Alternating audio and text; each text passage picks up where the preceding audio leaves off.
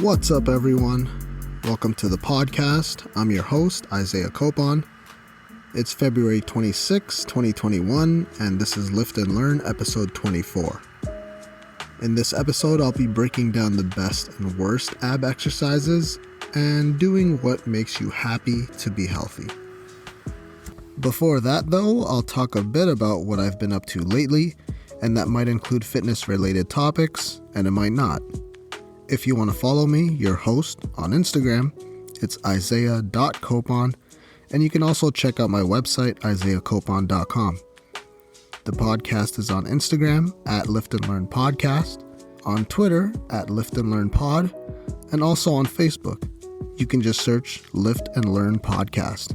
With that being said, let's get into it. So let's kick things off with sports and get it out of the way. Your Toronto Maple Leafs are still leading the North Division and the whole league with 32 points, a 15-4-2 record. Auston Matthews is absolutely lighting it up this year, although it looks like he's playing through some wrist pain right now. That whole line with Mitch Marner is just disgusting. They seem unstoppable right now.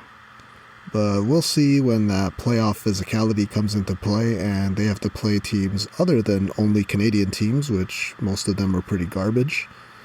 They'll probably glide through the regular season. And the Blackhawks did pretty well this week again. They just beat Columbus twice in a row, and I just witnessed a shutout. And wow, Malcolm Subban got the shutout today. Unbelievable. They won 2-0, and who else but Patty Kane with a snipe for the game winner in the third period. They're still in the top 4 in their division, which is pretty good, and I never would have guessed that would happen before the season started. Kevin Lankinen could actually win the Calder this year if he keeps up this play, and that's the Rookie of the Year trophy. This week, though, he was just alright. He had his first shutout last week, and then the 2 games after, he let in a bunch of goals, but that's to be expected from the first-year goalie in the big leagues. So I actually read a little bit more about him earlier this week, and he's a Finnish goalie and ended up winning gold in 2019 in the Hockey World Championships. I mean, I knew he had some kind of accolade, but that one's pretty impressive. So it looks like the Blackhawks have officially found their number 1 goalie for the next few years. And if you're still a COVIDiot or a denier or don't believe in it, there was an interesting interview this week from Rasmus Ristolainen, who's a hockey player on the Buffalo Sabres. So in case you don't know, he tested positive for the virus last month and he still hasn't gone back to playing. He had an interview in Finnish that said he basically feels horrible right now. He mentioned that he experienced all of the symptoms, chest and heart pains, and low oxygen levels. He's obviously an elite athlete who hasn't returned to play yet, and he says he's probably still weeks away from feeling normal. Now, other athletes have gotten it, but it seems to have hit him in particular pretty hard. He mentioned that he sleeps at 8 p.m., wakes up 12 hours later, and it only feels like his body rested for 5 minutes. Then he also mentions that he does light exercise to try to get back into shape. Then when he gets back to his room, he has to go back to sleep because he's just feeling so drained. That's pretty scary to me. Alright, so on to my training this week. Actually, wait, before I dive into that, I had a rough start to the week. So last Saturday, I woke up in a little bit of discomfort in my tailbone. Regardless, I still went to the gym and ended up repping out a plate on OHP, so 135 pounds on overhead press, and I got that for a few reps. It was supposed to be a leg day that day actually, but because my tailbone was hurting a bit, I decided to do shoulders and arms, which I haven't done in a long time, and that went actually pretty well. When I got home though, I ate my post-workout meals and just relaxed for a bit. But as the day went on, my tailbone just kept getting worse and worse. To the point where I wasn't even able to sit down without any pain or get up without any pain. It was starting to scare me for a bit actually, and that lasted until I went to bed. Then before I went to bed, I was also running a little bit warmer than usual, so that wasn't a good sign. So I tried to get as much sleep as I could that night, and Sunday morning, thankfully, I woke up feeling a lot better. The tailbone pain was gone, although I still don't know where that pain came from. It could have been from sitting weird Friday night possibly, or maybe it was the way I slept that night. I have no idea. All I know is that I woke up on Sunday feeling a lot better. Not 100% better, but way better than the day before. I no longer had to walk like a hunchback on Sunday, so that was a good sign. Because of that pain, again, I took another 2 days off the gym earlier this week. Man, I really don't know where that pain came from, but 8 out of 10 pain I would not recommend. Besides that pain though, I ended up having a pretty good week when it comes to training. I hit 235 on incline bench for a few reps, and on flat bench I hit 280 pounds. Just trying to really get used to that weight before I increase it, still making strength gains. I was supposed to go back to squatting 300 pounds again, but I was scared and being cautious of that tailbone pain this week, so I backed off them a little bit. I already mentioned my OHP for this week, which felt good. I just gotta take advantage of the gym while I still have access to it. I might have to head home soon in a few weeks, but the gym situation in Canada, at least where I live, still doesn't look too good. But I do think things will be a little bit better toward the end of March or early April if I have to be realistic. Some gyms around me back home did open though. The Crunch Fitness in Burlington and Oakville area did open this week, even though the limit indoors is only 10 people. So they're doing signups online or on their app. Oh god, I don't want to have to go through that when I get back home. Seriously, not looking forward to that at all. And I read more about my mandatory hotel quarantine when I come back to Canada. Apparently this hotel stay for up to 3 days could be up to $2,000, which is insane. Not looking forward to that either. The prices do vary though, so I'm gonna have to look for the cheapest one for sure.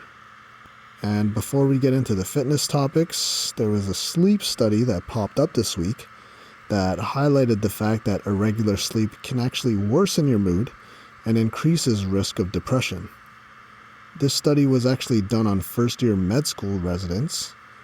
Now, they obviously go through crazy schedules that change all the time.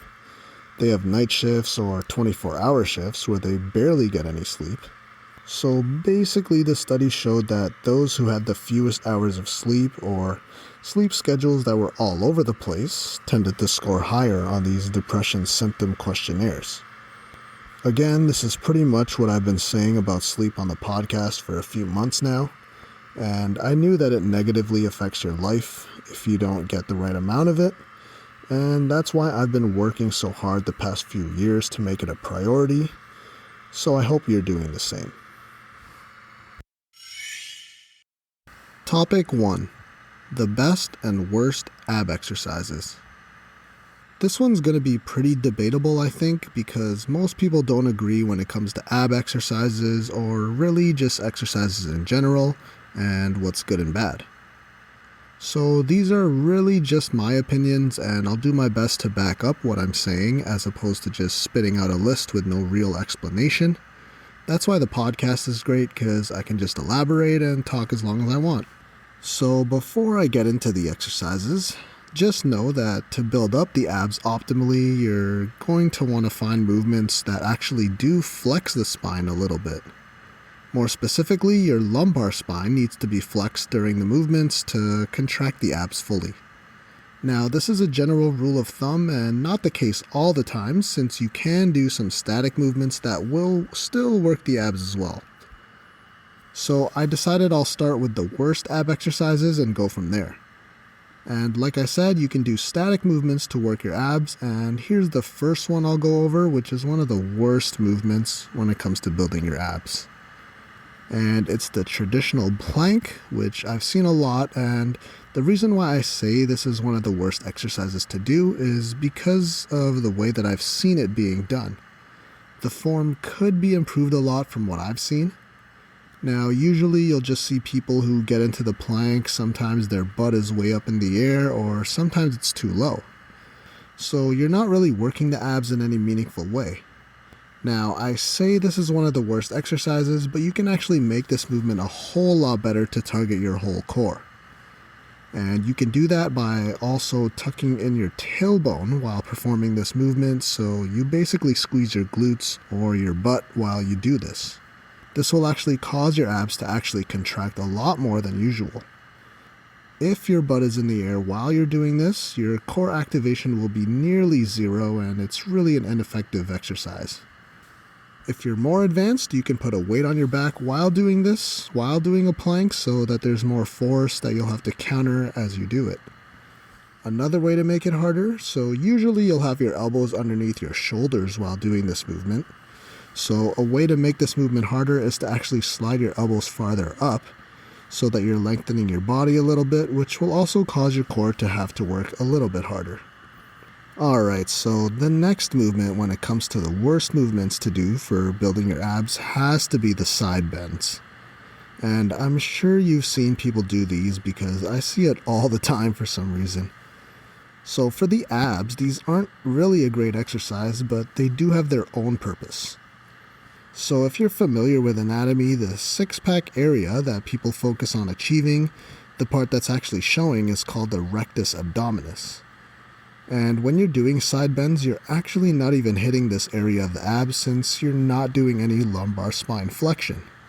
So this movement really targets the obliques more, along with the quadratus lumborum and the erector spinae, which are muscles in your lower back. So like I said, this movement isn't really an ab builder, but I've seen it on so many programs that are designed to give you more abs. But like I said, this is one of the worst movements when it comes to building your abs, but I do think that it has its place when it comes to building a solid core foundation. So like I said, this one works your obliques and muscles in your lower back as well. So I do still believe that this is a good movement to do as long as you're doing it properly. That means not just rushing the movement and trying to do as many as you can in 30 seconds. To make this movement more effective, since it is a pretty good one for your core as a whole, it would be best to control the tempo when you're doing this movement. So that means taking 3 seconds as you bend down to one side and try to really get a good contraction on that side before coming up and repeating that. Take your time when it comes to doing this movement and you should see some benefit. It could also help you overcome some lower back pain if you do it properly and consistently as well. Okay, so the last ab exercise that's going to be in this category of the worst ones to do is going to be ab crunches performed on the floor. So over the past year, I've had to transition my business and shift it over to doing a lot more of it online because of all the gym closures. So that meant for most of my clients, we'd schedule a video call and I'd have them work out while I watch them just so I can monitor their form. Now, of course, this is different from when I train clients in person because I'm usually able to just correct their posture or form on movements since I'm literally right beside them and can tweak whatever I need to. Of course, doing this over video calls makes things a little bit more difficult, and this is a movement that I've seen performed pretty poorly, but the ab crunch can still be an effective movement for most people. It just requires a little bit of tweaking. So I put ab crunches on the floor as one of the worst movements to do for abs because they tend to be done incorrectly, and I've seen it myself. Some of my clients have also mentioned that they get some back pain doing this one as well, because when you're on the floor, sometimes not even the carpet or a yoga mat is enough of a cushion, so when you're doing the crunch movement, it can cause a little bit of pain. And most of the time when it comes to doing ab movements, people just tend to do them as quick as they can because I don't know why. It's been so ingrained in most people's minds when it comes to doing abs, you just want to perform these movements as fast as you can. You also could run into a problem where people use their hands behind their head to just pull themselves up instead of using their abs to perform these movements. So ab crunches on the floor. These aren't the best, but I actually do these if I'm at home and I'm bored because I can just put my feet under the couch and just do them right then and there. For most people though, especially my own clients, I won't recommend this one.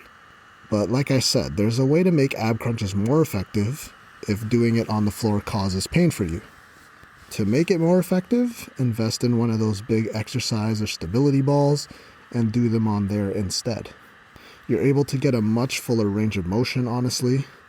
I have one at home and it's so much better than doing them on the floor. You're able to actually stretch out the abs and contract them a lot better when you do them on the ball. This one tip specifically has helped me and clients a lot when it comes to doing ab crunches, and it's been shown in studies to actually target your abs a lot more than just doing crunches on the floor. Other ones that are also bad for most people, but I won't dive into today: the twisting ab machine in the gym. I don't even understand why this machine was made, to be honest. Something better to substitute for that one would be using the cable machine and doing a wood chopper type of movement. Please just avoid this machine at all costs. And one more I'll mention is leg raises as one of the worst exercises for most people to do, because 99% of people will not be able to do them properly.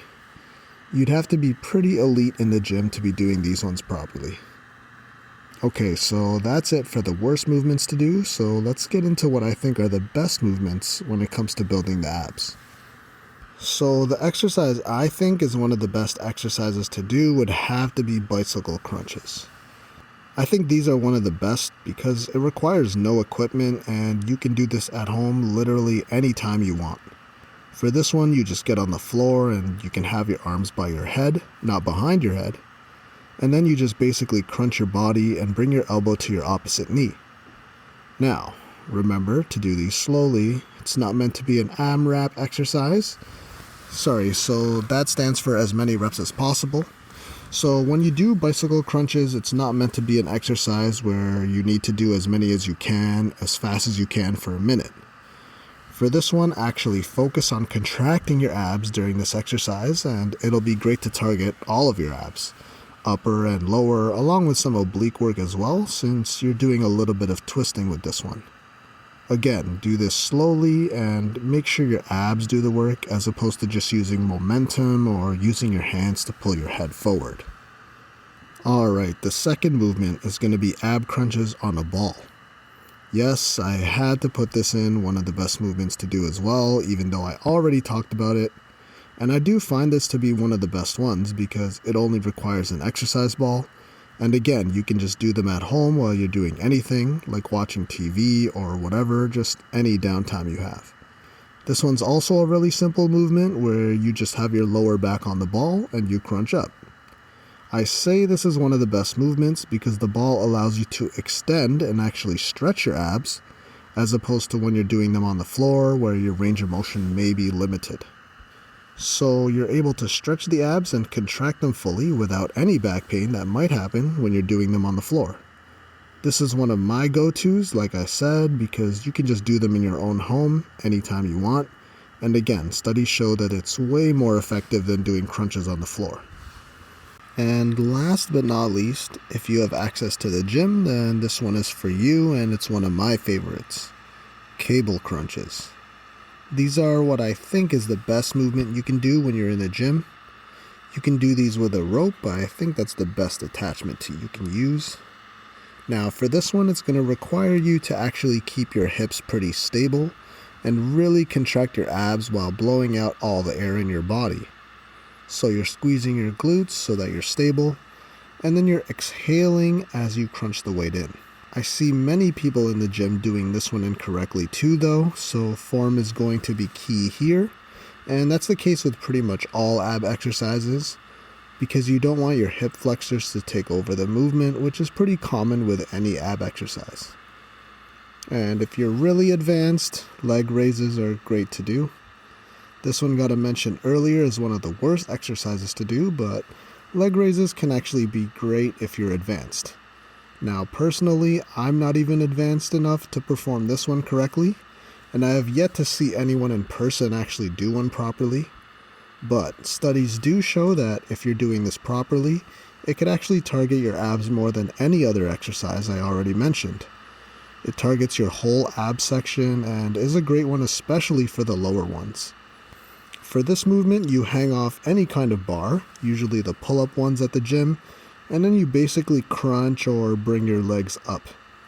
Now, most people forget that during this movement, you have to stay pretty still, so you have to be pretty stable, and to target your abs properly, you have to, again, flex that lumbar spine, so it's going to require some movement in your lower back as well when you're bringing your legs up. Like I said, this one's a difficult one to do, so some alternatives here could be like a reverse crunch, and that's actually better done on a decline bench, so you can work on that one at the gym and then progress to a leg raise. Another alternative to this one is the captain's chair, which is another movement backed by studies. Again, for this one, don't just bring your knees up mindlessly. Bring your knees up using your abs and try to have that lower back go through a bit of flexion, and don't use momentum and swing yourself up for every rep, because that defeats the whole purpose of the exercise. Alright, so there you go, a few of the worst and the best exercises to get that six-pack you've wanted to get your whole life. But remember, to get a full six-pack or hit all of your abs as effective as you can, you need to be doing movements where you're moving your upper body to target the upper abs more, another where you're moving your lower body to target the lower abs more, and a twisting type of movement as well would be great to also hit those obliques, which isn't exactly your abs, but it completes that look. And if we're talking about being fully healthy and strong, then building your core as a whole is going to be necessary to avoid injuries. Don't forget to hit your lower back as well. Because if you turn to the side, let's say grabbing something from the back seat of your car while driving, then you want to have that strengthened foundation, as opposed to only having abs without obliques. That's like building a bridge without other support, like an arch underneath, or something like a suspension bridge without the cables to make it stable, because you don't want to crumble when you start undergoing pressure. Topic 2. Do what makes you happy to be healthy. So if you listened to the podcast last week, I said that this topic would be to do what makes you happy. Well, as I was writing the podcast notes for this, I felt like it should be worded a bit differently, or maybe more specifically, what you can do to make you more happy and healthy. This is an important part of life in general, not just regarding fitness and health. Of course, doing things that make you happy and healthy will only have a good effect when it comes to your well-being and longevity. If you have a clear and positive mind and enjoy the things you do on a daily basis, then that'll carry on into the rest of your life.